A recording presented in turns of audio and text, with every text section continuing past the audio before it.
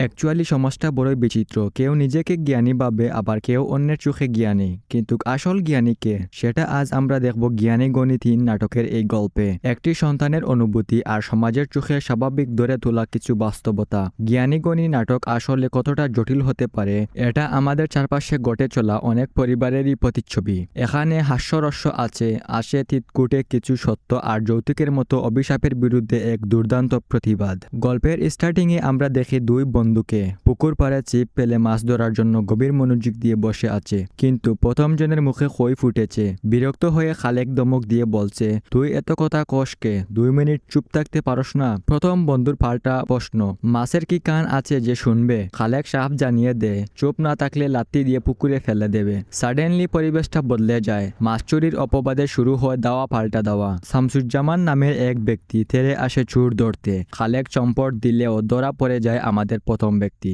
শামসুজ্জামান তাকে পিটানোর ভয় দেখালে সে কাচুমাচু হয়ে ক্ষমা চায়। গ্রামের সাধারণ জীবনের এই ঝগড়াঝাটি দিয়ে গল্পের মূল আবহাওয়া তৈরি হয়। এবার আসা যাক আমাদের গল্পের হিরো জ্ঞানী গনির গড়ে। গনি মিয়ার স্ত্রী লায়লা বেশ কড়া মেজাজের। বাজার থেকে টুকটাক জিনিস না আনায় গনি মিয়াকে সে জারি দেয়। গনি মিয়ার যুক্তি হলো, নতুন জামাই হলে না হয় শ্বশুর বাড়িতে সদাই নিয়ে যাওয়া মানাতো, সে তো এখন পুরাতন জামাই। লায়লা যখন রেগে যায়, গনি তেল দিয়ে বলে, তোমার সাথে জ্ঞান দেখাইয়া আমি কি পারবো? তোমার তো জ্ঞানের ডিপো আছে। এট দ্যাট মোমেন্ট তাদের ছেলে তপু প্রবেশ করে। তপুর মনে গভীর প্রশ্ন, তার আম্মু বেশি শিক্ষিত নাকি আব্বু?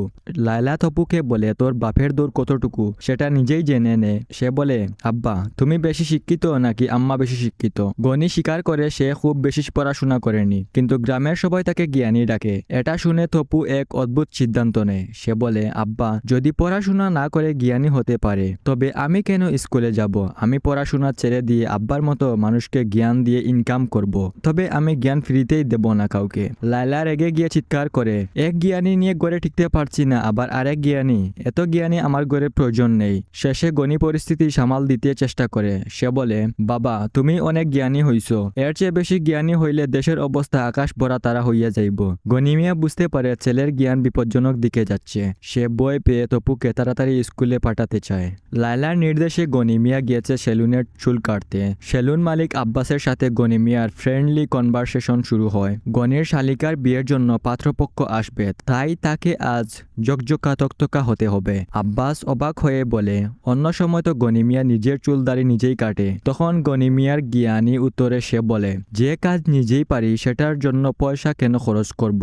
আব্বাস যখন জানতে চায় কি কাটিং দেব, সালমান শাহ, শাহরুখ খান নাকি মেসি কাটিং, গনি মিয়া ট্রেন্ড ফলো করতে গিয়ে মেসি কাটিংটি বেছে নেয়। এমন সময় খালেক, সেই পুকুর পাড়ে মাছ চুরি করার লোকটি, সিরিয়াল নিতে এলে গনি মিয়া দাড়ি কাটা বাদ দিয়ে শরীর ম্যাসাজ করতে ব্যস্ত হয়ে পড়ে। তার আহ ও শব্দে অতিষ্ঠ হয়ে খালেক সিরিয়াল ছেড়ে চলে যায়। গনি মিয়ার বাসায় সত্যি ফাউল একটা লোক। অ্যাকচুয়ালি খালেক চুল দাড়ি কাটার পর দোকানদারকে আর টাকা দেয় না, বাকির খাতায় লিখে রাখতে বলে। এমন কাস্টমার আব্বাসেরও প্রয়োজন নেই। শালিকার বিয়ের অনুষ্ঠানে গনি মিয়া সপরিবারে শ্বশুর বাড়ি যায়। বাঙ্গা রাস্তা দিয়ে হাঁটার সময় লায়লা ব্যাগ ফেলে দিয়ে বলে, আমি আর হাঁটতে পারবো না। গনি মিয়া হাঁটাহাঁটির উপকারিতা বুঝাচ্ছিল, কিন্তু তপু এখানেও তার বাপের ওপর দিয়ে জ্ঞান চালিয়ে দেয়। সে বলে, রাস্তা ভাঙ্গা থাকলে আব্বা তোমারই তো লাভ, কারণ রাস্তা ভাঙ্গা থাকলে গাড়ি বেশি নষ্ট হবে আর তোমার গ্যারেজেই ইনকাম বাড়বে।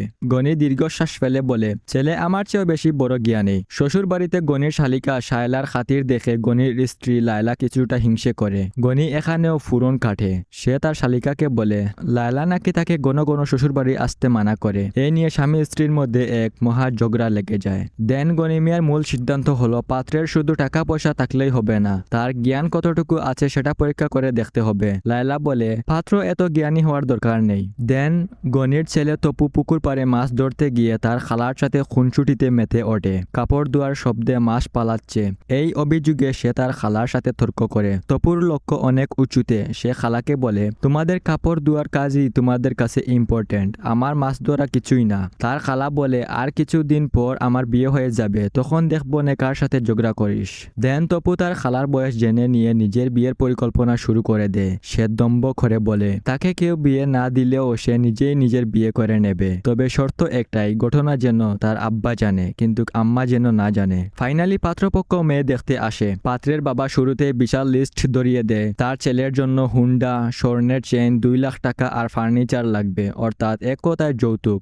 গনি মিয়া সব শুনছে আর হাসছে। শায়লাকে যখন গান গাইতে বলা হয় সে পায়ে আলতা খুপায় ফুল। গানটি গেয়ে তাদের মন জয় করে নেয়। পাত্রপক্ষের মেয়ে পছন্দ হয়, কিন্তু গনি মিয়া এবার পাল্টা চাল দেয়। সে বলে, আপনারা তো মেয়ে দেখেছেন, আমরা ছেলেকে দেখতে আপনাদের বাড়িতে যাব।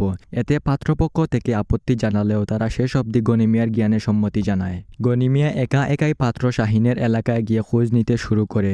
এক মুরব্বীর কাছে জানতে পারে পাত্রের বাবা রহমত মুন্সি 1 নম্বর কিপটা। চা পাতা 2 বার জ্বালিয়ে চা খায়, বাজারের পচা মাছগুলো কিনে নিয়ে আসে বাড়িতে। আর ছেলে শাহিন বাপের চেয়েও এক খাঁটি সরস, একদম গাড়তেরা। গনি বুঝতে পারে এখানে তাকে জ্ঞানীর মতো চাল চালতে হবে। পাত্র দেখতে গিয়ে গনি মিয়া দেখে সেখানেও যৌতুকের একই ফিরিস্তি। এবার গনি মিয়া তার জীবনের সেরা জ্ঞানটি দেয়। সে বলে, আপনাদের তো সব দাবি মানলাম, কিন্তু শর্ত হলো আপনাদের ছেলেকে আমাদের বাড়িতে গরজামাই থাকতে হবে। পাত্রের বাবা আকাশ থেকে যেন মাটিতে পড়ে। গনি বুঝিয়ে বলে, ধরেন আপনি দোকান থেকে কোনো পণ্য কিনলেন, পণ্য কেনার পর কি সেটা দোকানে রেখে আসবেন? অবশ্যই না, বাড়িতে আনতেই তো হবে। আপনাদের ছেলেকে আমরা টাকা দিয়ে কিনেছি যৌতুক হিসেবে, তাই ছেলেকে আমাদের বাড়িতেই থাকতে হবে। একথা শুনে পাত্র শাহিন লজ্জা পেয়ে যায়। সে স্পষ্ট জানিয়ে দেয় তার কোনো যৌতুক লাগবে না, সে শায়লাকেই বিয়ে করবে। গনি মিয়া যৌতুক প্রথাকে তার বুদ্ধি দিয়ে দুলিশ্বাত করে দেয়। ইন দ্য এন্ড দুমদাম করে শায়লার বিয়ে হয়ে যায়। কিন্তু বিয়ের পর গনি মিয়া একা ভাবছে সে শাহিনকে গরজামায় রাখতে চেয়েছিল, কিন্তু শাহিন তো শায়লাকে নিয়ে নিজের বাড়িতেই চলে গেছে। গনি বুঝতে পারে শাহিন তার থেকেও বড় চাল চালছে। সে যৌতুকও নিল না, আবার বউকে গড়ে নিয়ে গেল। গনি মিয়ার মনে প্রশ্ন জাগে, তবে কি তার চেয়েও বড় জ্ঞানী এই শাহিন? জ্ঞানী গনির এই দুটানার মধ্য দিয়ে শেষ হয় আজকের নাটকটি। তবে শেষ পাতায় লেখা থাকে জ্ঞানী গনি 4 আসছে শীঘ্রই। এই নাটকের শেষ সংলাপে আমাদেরকে বোঝানো হয় নাটকটি হাস্যরসের মাধ্যমে সমাজের যৌতুক প্রথার গালে এক শক্ত চর মেরেছে। গনি মিয়ার জ্ঞান হয়তো মাঝে মাঝে অদ্ভুত, কিন্তু তার এই বুদ্ধি একটি পরিবারকে যৌতুকের অভিশাপ থেকে বাঁচিয়ে দিল। যদি এই গল্পটি তোমাদের ভাবনার জায়গায় আঘাত করে, তাহলে ভিডিওটিতে লাইক দিয়ে কমেন্ট করে তোমাদের মতামত জানিয়ে দিও। আর এমন আরো গভীর নাটক মুভির এক্সপ্লেনেশন পেতে চ্যানেলটি সাবস্ক্রাইব করে আমাদের সাথে থাকো। এতক্ষণ ধরে ভিডিওটি দেখার জন্য ধন্যবাদ জানিয়ে বিদায় নিচ্ছি আমি জামিল।